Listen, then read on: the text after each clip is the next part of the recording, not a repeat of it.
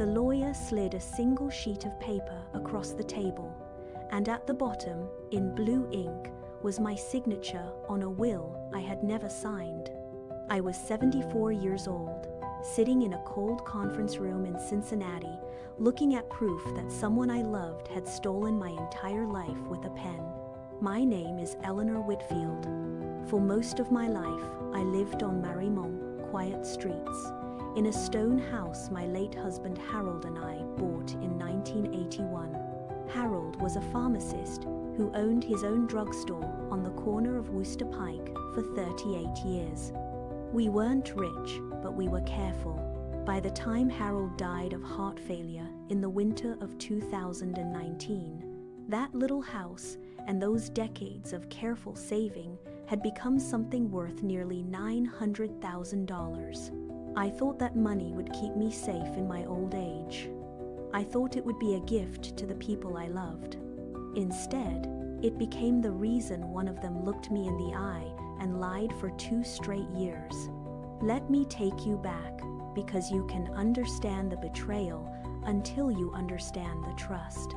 Harold and I had one son, Thomas, and we doted on him. But after Harold passed, Thomas was always somewhere else. He lived in Phoenix, and our phone calls had a rhythm I'd come to dread. "Mom, can I call you back? I'm walking into a meeting." He always meant it kindly. He always forgot to call back.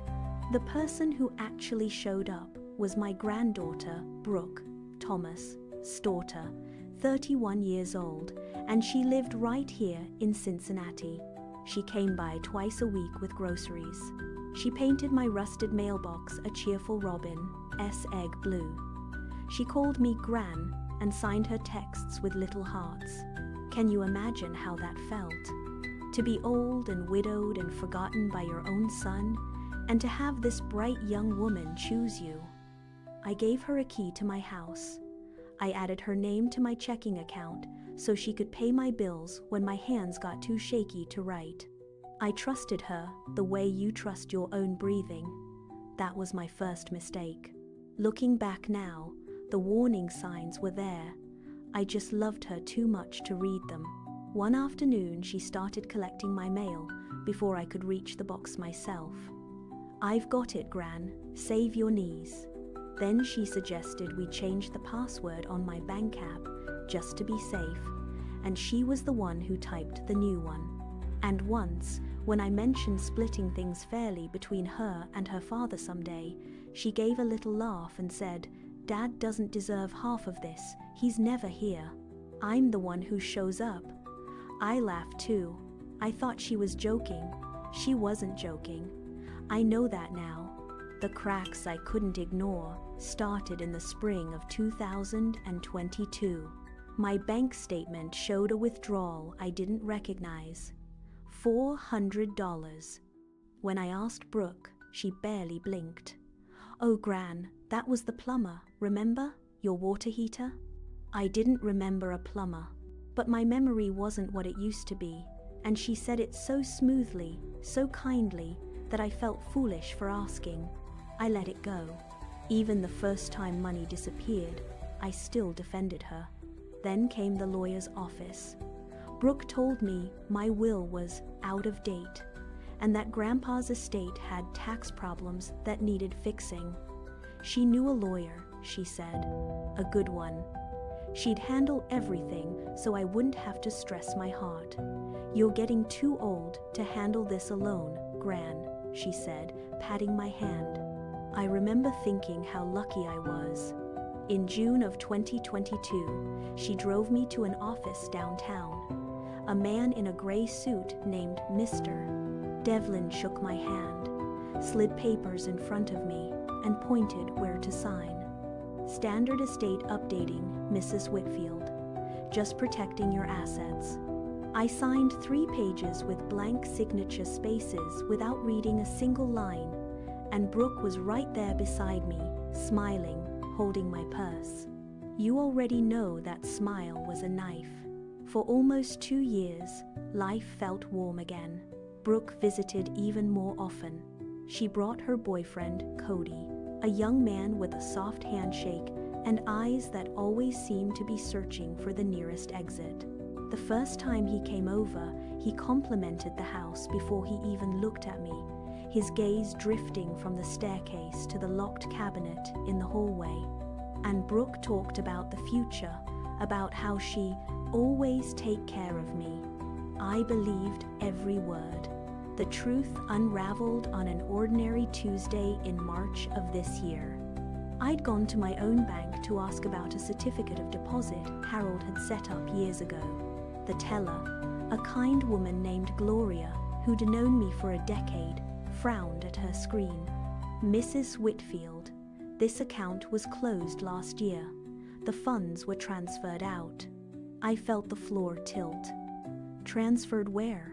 Gloria hesitated, then lowered her voice. She turned her monitor slightly away from the lobby, as if the numbers were too ugly for anyone else to see. "To an account under Brooke Whitfield. And, honey, there have been a lot of transfers. For a long time."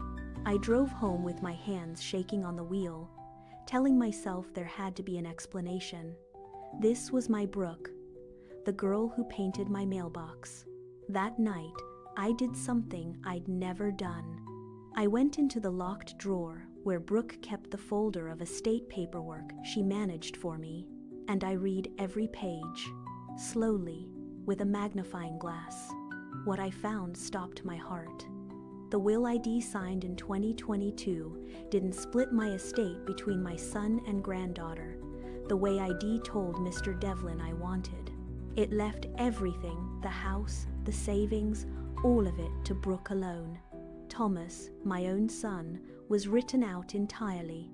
And there was more. A power of attorney giving Brooke full control of my finances. A document selling Harold, certificate of deposit, and page after page of withdrawals, each one another piece of my life disappearing. I sat on the floor and wept until I couldn't breathe. But here is where my story turns, and where I need you to listen closely, because the first betrayal was not the worst one. I hired my own lawyer, a sharp woman named Patricia Cho. A week later, she called me into her office. She quietly closed the door, set a glass of water in front of me, and laid two documents side by side, the will Harold had helped me write in 2015 and the one filed in 2022. "First," she said, pointing, "this signature does not match yours. Look at the pressure, the angle, the way the letters end. Yours flow. This one was traced, slowly, by someone copying it. Second, the page numbers don't line up. The signature page was printed on a different machine than the rest. Third, the notary stamp is inconsistent with the date. And fourth, Mrs. Whitfield. Mr. Devlin was never licensed to practice law in Ohio. The document filed with the probate court is not the document you signed. You signed blank pages. They attached a will you never saw." She paused and looked at me very steadily. This was not a mistake. This was planned. The room spun. Brooke had been right there, holding my purse, smiling. But the truth went even deeper. When Patricia pulled the records on Devlin, she discovered he'd been disbarred in Kentucky 4 years earlier for exactly this kind of fraud. And the name on his office lease, the man who'd paid for that gray suit performance, was Cody. Except his real name wasn't Cody. He was a man with 2 prior convictions for elder financial abuse, and Brooke had met him not at a coffee shop, like she told me, but in the comments of an online forum where people traded tips on how to drain a vulnerable relative dry. My granddaughter had not been manipulated by him. She had gone looking for someone exactly like him. She had chosen me, studied me, befriended me, painted my mailbox, all of it, a long, patient hunt. 2 years of fake hearts and text messages. 2 years of groceries bought with my own stolen money. I have never felt a cold like that. Not grief, something emptier. The warmth I treasured most was the very thing designed to destroy me. When I confronted her, I didn't scream. I called her, and when she answered with that bright, "Hi, Gran," I simply said, "I read the papers, Brooke. All of them. I know about Cody. I know about Mr. Devlin.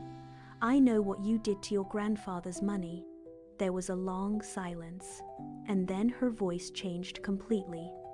The warmth drained out of it like water from a cracked glass. "You were going to leave half of it to Dad anyway," she said flatly. "He never even calls you.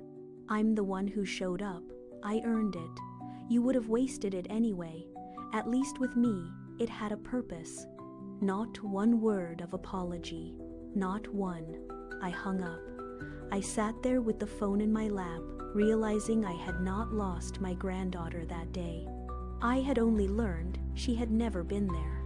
My lawyer brought the evidence to the county prosecutor. Brooke and the man called Cody were both charged with felony exploitation of an elder and forgery. Devlin was charged too. My son Thomas flew in from Phoenix the day after the arrest. He sat in my kitchen and cried and said, "Mom, I should have called more. I should have been here. I left you alone with her." I wanted to comfort him. I wanted to blame him. In the end, I did neither. I just held his hand because he was still my son and didn't say what we both knew, that his absence was the empty room she'd walked right into. Most of the money is gone. Lawyers are trying to claw back the house, which she'd already put up as collateral on a loan. I may recover some. I may not. The law moves slowly, and thieves move fast. Here is the part that still keeps me awake. At Harold Grave last month, I stood in the cold and realized the cruelest thing wasn't the money. It was that for 2 beautiful years, I was happy. I felt loved, and every minute of that happiness was a lie she fed me on purpose. She didn't just steal my savings.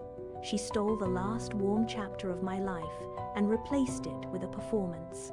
People ask me if I hate her. The honest answer is that I don't know how to hate someone who never really existed.